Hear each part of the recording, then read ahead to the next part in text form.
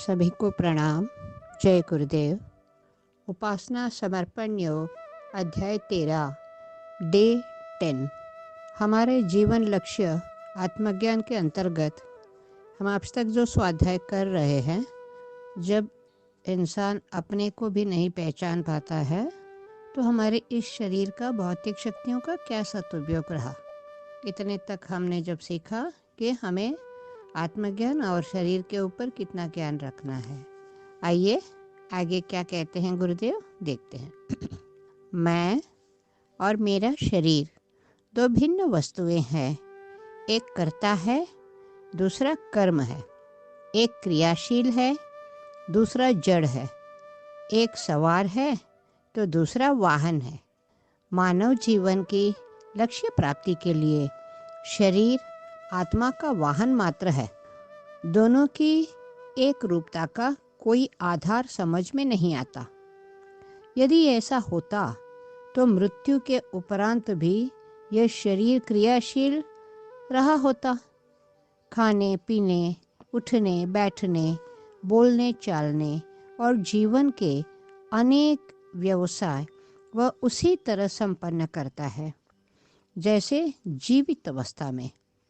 मैं और मेरा शरीर दोनों ही दो अलग वस्तुएं हैं।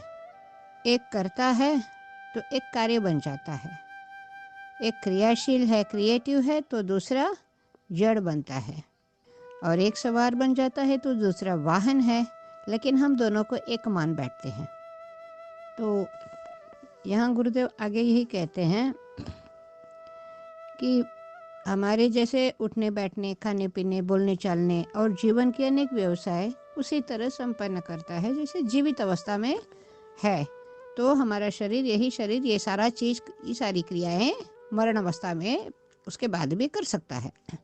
तब फिर उचित यही प्रतीत होता है कि अपने कर्तापन का ज्ञान प्राप्त करें। जब ये नहीं होता है ना, मरण अवस्था के बाद भी हमारी यही चीज़ नहीं रहती है, तो हमारे कर्तव्य क्या होता है, हमारी क्या अवस्था है, इसे जानने की ज्ञान हमें प्राप्त करना है। यही हमारे लक्ष्य बनना चाहिए।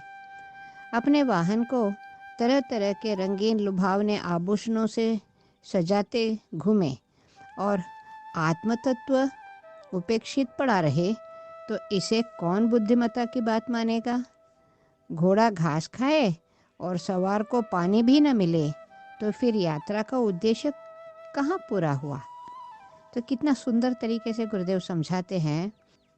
सवार और वाहन दोनों आए। घोड़ा को तो घास मिल गया और सवार जो है वो भूखा ही रह गया। तो हमारे जीवन यात्रा का सफलता का उद्देश्य यहाँ नहीं होता है। आत्मा की सिद्धियाँ अनंत है। स्वर्ग मुक्ति, विराट के दर्शन का केंद्र बिंदु ही आत्मा है। अब आत्मा का मेन केंद्र बिंदु क्या होता है? उस परमात्मा से मिलन। 84 लाख योनियों को पार करते हुए बार बार हम अपने कर्मों के अनुसार जीवन में पुनर्जन्म लेते आ रहे हैं। जब हमें इंसान का रूप मिला है तो हमारा लक्ष्य बड़ा सुंदर तरीके से उस मुक्ति के द्वार तक होना चाहिए। तो उसी का केंद्र बिंदु हमारा आत्मा रहता है। वह अनंत सामर्थ्यों की स्वामिनी है। इन्हें प्राप्त कर मनुष्य अणु से विभु, लघु से महान, बंधन मुक्त बनता है। किंतु आत्मानुभूति किए बिना यह सब कुछ संभव नहीं। अपने नीचे की जमीन में ही असंख्यों मन, सोना, चांदी, हीरा, जवाहरात जमा हो और उसका ज्ञान न हो तो उस बहुमूल्य खजाने और मिट्टी की ठीकरों में भला क्या अंतर रहा। जब हमारे ज़मीन में रहते हैं उसी में मन के हिसाब से सोना, चांदी, हीरे जवाहरात पड़े रहते हैं तो उसके हमें ज्ञान ही नहीं, तो समझ लीजिए हमारा अंतरात्मा भी वही है। हमारा आत्मा ऐसे एक खजाना है जिसे हम पहचान ही नहीं पा रहे हैं, हमें उसका ज्ञान ही नहीं लेना चाहते हैं। तो हमारा उस जीवन का क्या अंतर हुआ, क्या जीवन में और मरण में क्या अंतर हुआ। वैसे ही आए, जिए और चल बसे। अपनी तिजोरी में रखी हुई पिस्तौल दुश्मन को नहीं मार सकती। जिस शक्ति का हमें ज्ञान ही न हो, उसको प्रयोग में कैसे लाया जा सकता है? आत्मज्ञान भारतीय संस्कृति का प्राण है। हमारे संस्कृति का ये मूल है।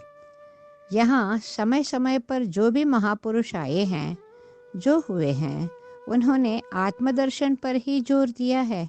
संपूर्ण वैदिक वाङ्मय इसी से ओतप्रोत है।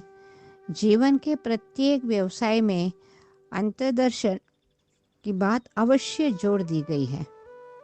हमारी जो संस्कृति है पूरी वैदिक वाङ्मय में इसी से भरा पड़ा है। प्रत्येक व्यवसाय में अंतर्दर्शन की बात को ही अवश्य जोड़ा दिया गया है। फिर भी हम इसे पहचानते नहीं। देखिए, ताकि मनुष्य भौतिक जीवन जीते हुए भी आत्म तत्व से विस्मृत ना हो। क्यों जोड़े हैं इस चीज़ को?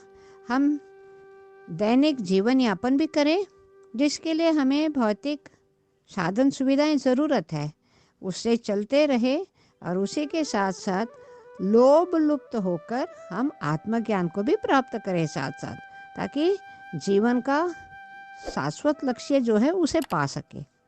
अपने जीवन उद्देश्य को भी कभी न भूले। इसी पर सब मनुष्यों ने देश, काल और परिस्थितियों के अनुरूप भिन्न भिन्न रूप से बल दिया है। सभी महापुरुषों, ऋषियों, संतों और लोक नायकों ने मनुष्य को दुख और विनाश की परिस्थितियों से ऊंचा उठाने के लिए आत्मिक ज्ञान पर ही अधिक बल दिया है। भारतीय जीवन में भौतिक संपदाओं की अवहेलना का भी यही अर्थ है कि मानवीय चेतना अपने मूल स्वरूप को पहचानने की दिशा में सतत आरूढ़ रहे। तो हमारे जीवन में जो हमारी संस्कृति जो हमें बताती है, भौतिक संपदाओं की अवहेलना जब हम करते हैं, उसका यही माने होती है मानवीय चेतना हमारे मूल स्वरूप से, अपने मूल स्वरूप को पहचानने के दिशा में सतत आरूढ़ रहे, आगे बढ़ते रहे और अपने चेतना को पहचानते रहे। यही हमें सिखाया जाता है।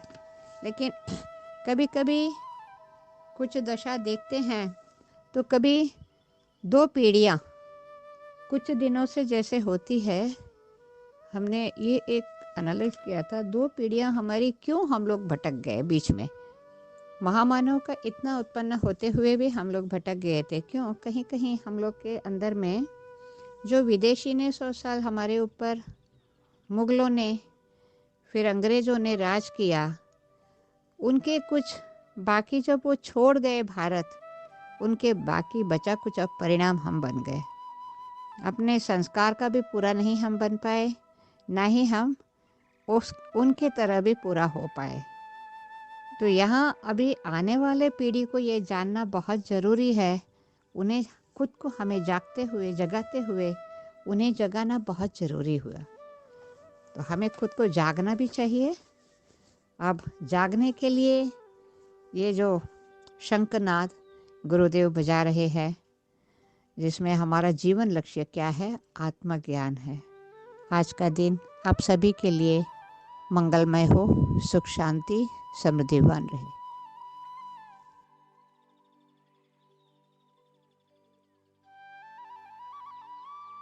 हमारे YouTube चैनल को सब्सक्राइब करें और बेल आइकन को दबाकर ऑल पर क्लिक करें ताकि नोटिफिकेशंस आपको मिलती रहें।